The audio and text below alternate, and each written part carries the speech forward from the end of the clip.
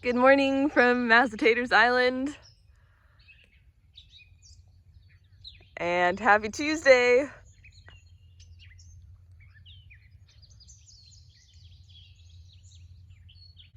At this point in the trip, my hands seem to be the thing that's taking the brunt of the paddling work. Backs are strong, cores are strong, shoulders are strong, that all feels good. But every morning I wake up with my fingers so, I guess it's sore, but they hurt to curl and uncurl until I've done it a few times and got them warmed up. I've also got, of course, my sun glove tan line, my little abrasion here from where the paddle rubs as I'm J-stroking, and then calluses on pretty much every knuckle. We finally got our little Pinnacle Point sandbar camp that we'd been hoping for. Fairly quiet night, though we had a lot of splashing and noises coming from over here. Not sure if they're beavers or what. We kept shining the lights over, but we couldn't see them. You can see there are little dens back there. Unfortunately, we were woken up today with this side wind coming in, which is usually an extra special challenge in our canoe because it tends to blow us all over the place since we catch wind so well. The good news is conditions seem to change so quickly out here, we at least have hope that the wind won't last all day. I mean, that's only happened once so far in 37 some days. Looking forward to another lovely day on the river. Forecast is clear with some light wind going to the east. So hopefully that doesn't get in our way too much. I literally got notifications last night and this morning, chance of severe isolated thunderstorms, but it's a clear forecast. Well, my weather has been more reliable than yours so far. Are you using that puppy weather app? It shows you weather, but it shows you pictures of puppies at the same time. There's a puppy weather app? Yeah. Yes, there is, sadly. I think it's aimed just at girls. Guys like puppies too. Should be a really pleasant paddling through lots of farmland, greenery off to the sides, maybe see some fish, see some turtles. In the water. Now you're just being difficult. One more lock 21 is coming up in just a few miles, actually, 5 or 6 miles, and we'll pass by a couple towns. We may even run in and get some food in one of the towns. Coffee? Since Matt's been getting a little tired of my camp cooking. So for whatever reason, the current has just really been flying through here. I was swimming out there last night and I was having to basically fight against the current or I would have been swept down that way, which is a good sign. We're looking forward to higher current. Oh, frog. Good morning. One of the many little critters that was running around last night. So one of our favorite activities when we're out on adventures is to talk about what we're going to do when we're not on adventures. So now we want to do sailing classes, archery, and medieval sword fighting, amongst other things. If you can't tell, some of us are very big on non-useful skills. Useful skills?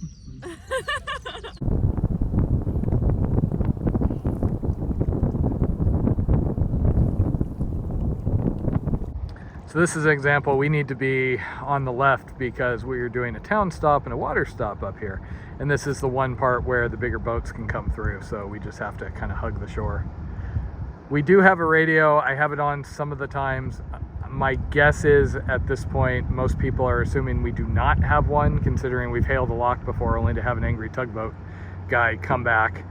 I don't know if there is any way to make it look like we have a radio. Wave at them. Ask them how it's going, every single person we go by. I don't know what this barge is, Jen, but I think it has warnings on it.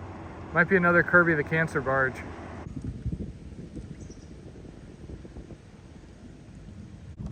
Taters for scale.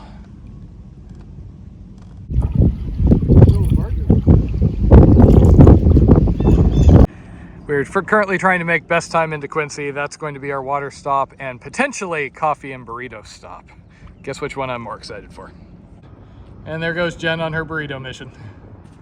Headed into downtown Quincy for breakfast burritos and more coffee. And I think this is the first time we've actually gone into town on the Illinois side of the river.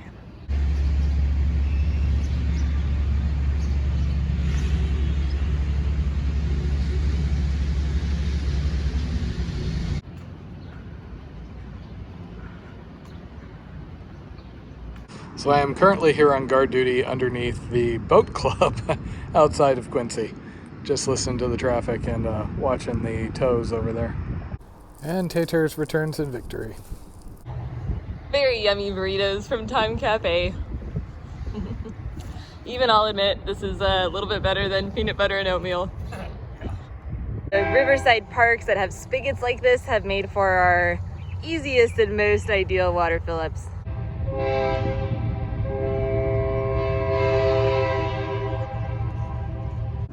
And now for everybody's favorite game, can the little canoe make it through all the barges in one piece? Lock 21, this is southbound canoe. Ooh, it's gonna go well. They're messing up our videos. I don't know, Jen. They don't like you, even though you called us southbound. So 2 tries and we've yet to get a response, so we're just making for the gates. So Jen called twice, I called once. We got over here and we're ringing the chain. The guy came over and, hey, you want a lock? And so I tested the radio and got told that we're talking on the wrong channel because I was not doing a request to lock. So we have no idea what's going on here. It's a little bit of a pain to hold on to the wall as we're in the lock. Most of the time they want you secured. So Taters decided it was her turn to record the time lapse and it was my turn to hold on to the ladder. Other than people waving at us from the top of the wall, we didn't really have much contact with the guys, so we never got a good answer for why our hails over the radio hadn't been answered. So that was the first time that we haven't been able to hail the lock on the radio. Radio's pretty much worked like a charm for us all the other times. They just don't like us. But we were in luck. Once they saw us, the lock was water was already up, and we were able to get right on in.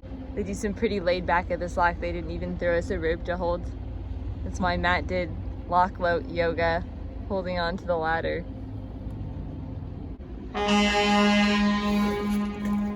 Lock 21 is another of these like Lock 18, where off to the opposite side of the dam, there's a spillway. So that would have made for a super easy portage over the dam if we weren't able to get right into that lock.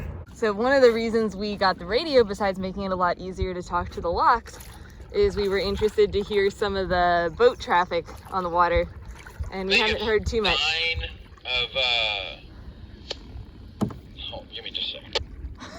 We haven't heard too much, but just now after getting through the lock, we heard some back and forth between the lock and one of the barge operators about what barges they are carrying.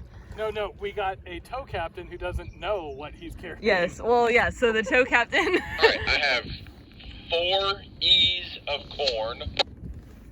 I choose to hear that as porn, not corn. Yeah, we thought it was funny. The guy's like, I just got on this 7 morning. E's of beans, and the rest is soybean meal. Ooh. I don't know how many I have. Yeah, literally, he got an extra barge. After that, I got it. Thanks, Cap. Sorry about the confusion. From here, we are paddling through some more farmlands.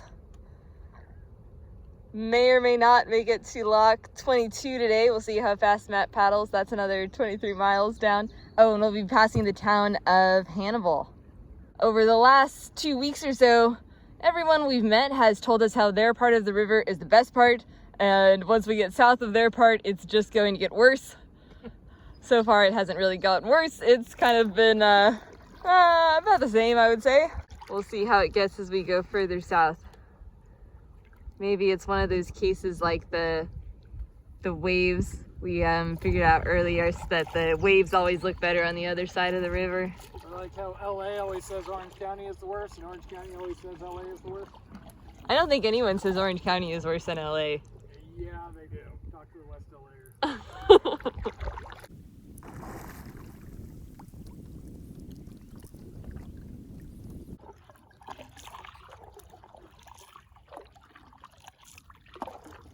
Most of the cabins that we've seen up on stilts have been kind of off by themselves, like that one that we went into yesterday, owned by the local club.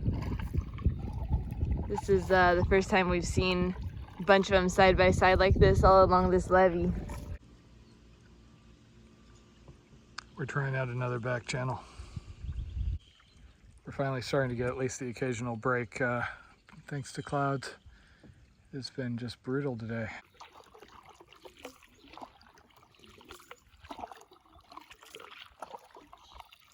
Afternoon swim break. And Matt is making noises like it is satisfyingly cold. Oh, it's really shallow. Getting out of the boat to swim was pretty much the best thing ever. Followed by the worst thing ever, which is getting back out and having to put clothes back on. Fish seem way more active on this part of the river. And also we are really hoping these clouds keep building.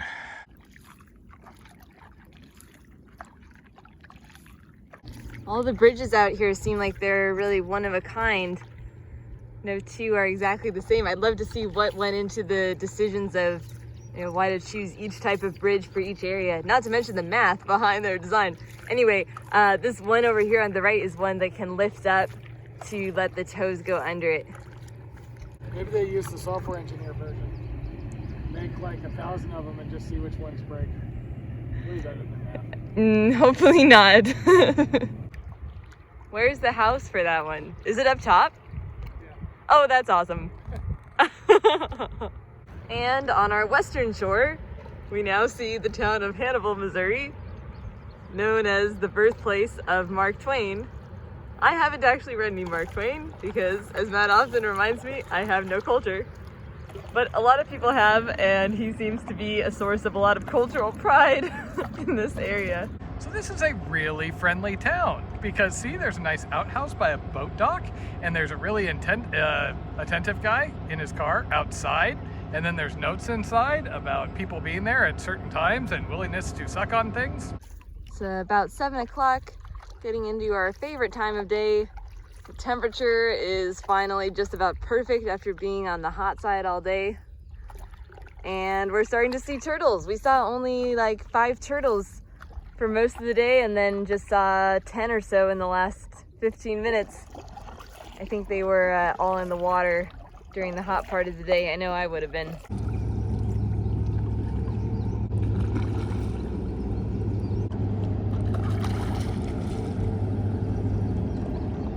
We're approaching Lock 22, the tow with all the corn and soybeans from Lock 21 passed us a couple hours ago.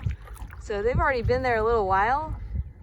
We're hoping that they are already well into their lockage process and we'll be able to get in behind them, but there's something going on. They were talking about a train on the radio and there's a lot of noise. Maybe we'll have to walk around it. As long as we can get to a camp on the other side before dark, I will be happy. Block 22, this is southbound canoe. So once again, for the second time today, we got no response on the radio. I'm feeling a little bit sad that no one wants to talk to us on the radio. I didn't identify us as a canoe, thinking, you know, I didn't make up a name. It said Lock 22, this is the sexy ass lady. Who doesn't love a sexy lady? I don't know if they would go for that. They seem pretty serious, these Army Corps people. But I guess they're busy with the tow, too busy to talk to a poor little canoe. So on the Google Map satellite shot, it looks like this is yet another dam with a nice, easy spillway on the far side. So if they find our body and this video on it at the bottom of the spillway, it was a brilliant idea. Yes. So we are heading over there to Portage. Okay, so I was able to get a hold of them via the phone. We try not to do that because there is a note on the actual Corps of Engineers site saying, please don't call, it puts extra load on us. But we didn't get any sort of an answer. It's just us and the fish out here. So per them, they were out on the wall. They may not be getting us because the portable radios aren't picked up by their portables real well. They said they hadn't heard any of our calls. They also said they're doing a double lock. It's halfway through. They said it's probably 35, 40 minutes. Both of us are kind of skeptical of those timings, just with all of our experience out here, unless it's like a 2-inch lock or something. So we're going with the spillway plan because you got to die sometime. What? For the record, these spillways would be so much more fun if the water was a little higher. But I guess we don't know what the lock behind us is doing, so it could get more fun at any moment, Jen. And Jen is bringing the car around. And we are basically going to go over the spillway, down that, all because Jen didn't want to go into the current right under the dam because she's feeling boring today. And of course we are losing daylight quickly here. And we made it across, and they are still screwing around trying to get the barges across. We have no idea what's going on there. The radio traffic doesn't make any sense. And we are pretty much done with daylight with no camp in sight. We are currently scouting this to see what if it's a half decent camp. This island has an easy takeout and some trees that look promising as far as not having a lot of vegetation underneath them. Matt's running up to double check. Oh, unfortunately, I think Jen is tired. Because I'm more inclined to try and find something a little better, but we can make this work. And Taters is done, so we're gonna risk this.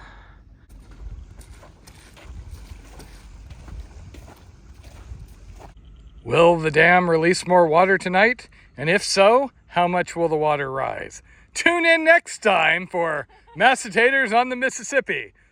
Possibly waking up like 20 miles that way if we flood out. Did you get the sunset? And the sun is setting. And a perfect end to a perfect day. We have a wide open beach with a gorgeous view of the sunset. And it's pretty calm right now. We'll see if that sticks around. As of this morning, the forecast was for an inch of rain. An inch of rain overnight. So we'll tie down the fly just in case. Have fun editing this, Matt. There is wine and ravioli tonight also. Home sweet home for the night. Home sweet home. Look, Gandhi, it's a helicopter. When the man of your dreams comes walking out of the sunset. Gandhi, it's a star